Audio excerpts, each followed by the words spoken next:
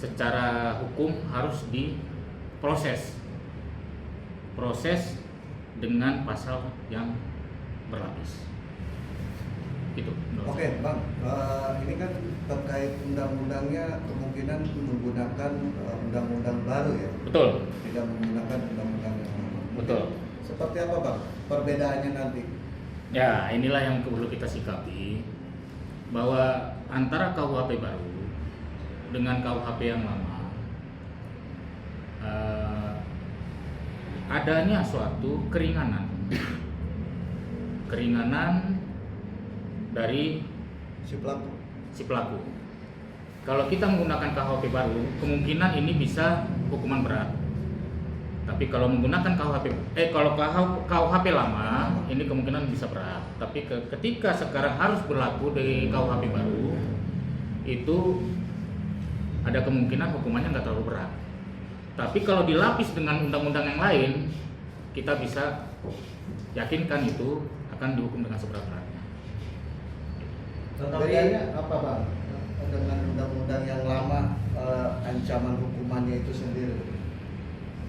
Sebenarnya ancaman hukuman itu nggak terlalu beda, cuman perlakuan dari undang-undang tersebut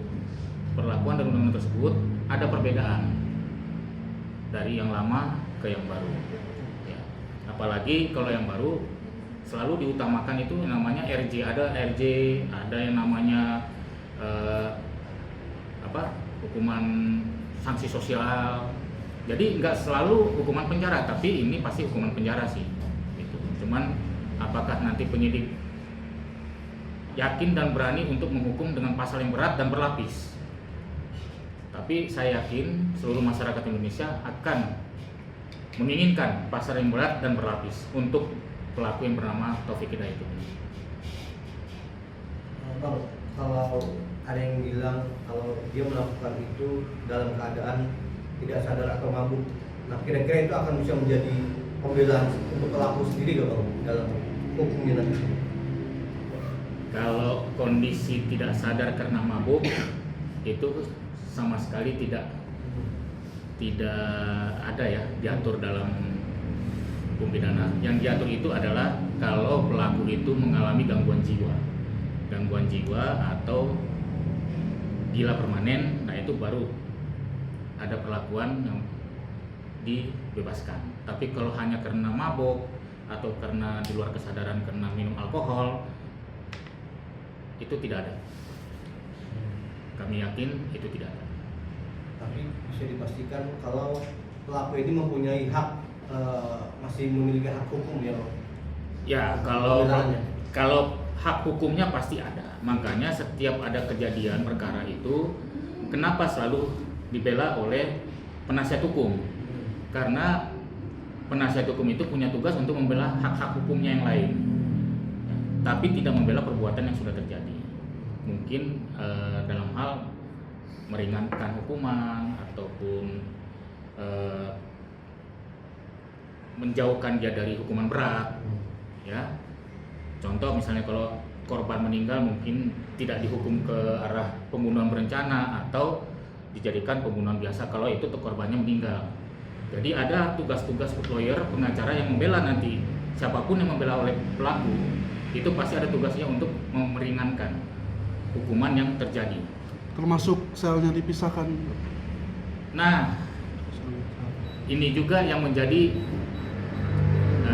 sorotan buat kita, termasuk sorotan masyarakat luas. Apa alasan daripada penyidik menempatkan Taufik Hidayat ini di sel khusus? Kalau dari kita sih pasti melihatnya untuk keamanan si pelaku, karena kalau pelaku sudah masuk ke sel yang digabung mungkin akan mengancam kejiwaan daripada si pelaku, karena pelaku ini sudah membuat geram seluruh rakyat Indonesia, baik rakyat yang ada di luar sel maupun rakyat yang masih ada di dalam sel, seperti itu. Oke, Pak, kan banyak sekali yang berharap pelaku ini dihukum Ya. mati lah ya, Pak. Ya. Mereka kalau yang bilang jauh lah. Tapi ada satu kasus yang mungkin itu di Pauman ya bang, di drama ini juga Oke. itu dituntut hukuman mati karena kan sudah menggunakan bayi 8 bulan segala macam itu. Nah, apakah akan terlaksana bang mengingat undang-undang? Kalau mengingat undang-undang dan pasal yang akan dikenakan, saya rasa untuk tuntutan hukuman mati itu jauh sekali karena tidak ada korban jiwa, gitu. Walaupun ini penganiayaan berat yang mengakibatkan cacat permanen seumur hidup. Nah, jadi kalau ada pun tuntutan hukuman mati dari pihak nanti jaksa penuntut umum mengenakan pasal yang berbeda, mungkin hakim akan menilainya tidak krusial untuk dihukum mati, tapi akan dihukum penjara maksimal, tidak mungkin minimal, ini maksimal akan dihukumnya dan berlapis. Untuk pertegasan aja bang bahwa sekali lagi tidak akan pernah ada hukuman mati karena tidak ada korban jiwa ya bang. Ya. Sekarang seperti itu. Ya, menurut kita seperti itu, karena tidak ada korban jiwa. Korban itu tidak sampai meninggal dunia. Gitu. Jadi hukuman yang kita tahu itu, kalau hukuman mati itu cuma dua yang kita pahami adalah narkoba dan pembunuhan berencana. Itu yang kita pahami. Bang, apa nanti benar-benar menggunakan KUHP baru, sedangkan ini kan tadi berat ya bang penganiayaannya, dan ini kan jadi atensi publik juga. Ketika nanti dihukumnya tidak sesuai dengan keinginan publik, pasti akan jadi perang dengan masyarakat, dengan pengadilan ya bang. Sudah pasti, setiap ada kejadian itu pasti ada yang puas dan ada yang tidak puas di dalam masyarakat. Cuman kan saya yakin penyidik dan jaksa penuntut umum pun akan profesional dalam hal ini, menerapkan pasal-pasal yang tidak melenceng dari KUHP baru dan tidak melenceng dari KUHP baru. Ada juga undang-undang penyesuaian. Nah, di sini undang-undang penyesuaian itu juga dilihat antara penyesuaian KUHP lama dengan KUHP baru. Ada undang-undang penyesuaian di situ. Jadi saya yakin penyidik dan JPU nanti akan profesional dalam hal itu dan tidak melenceng dari itu. Apalagi mengingat kemarin saat tersangka dibawa masih dalam keadaan wajah mulus segala macam, kan itu juga tuai pro kontra ya bang. Benar. Nah, di sini memang di Bandung banyak sekali yang masuk ke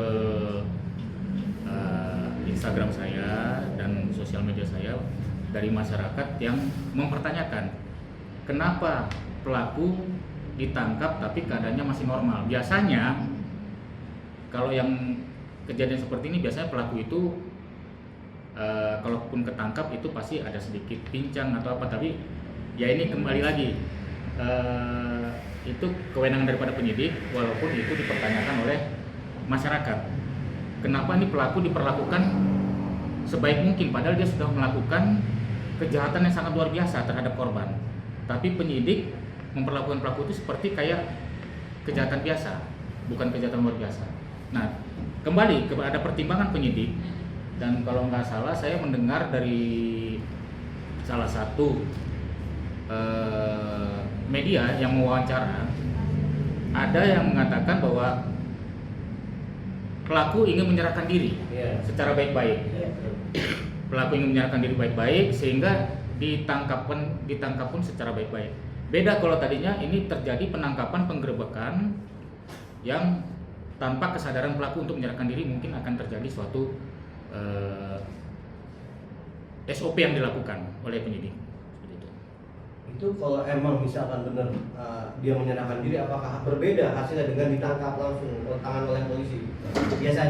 Biasanya berbeda.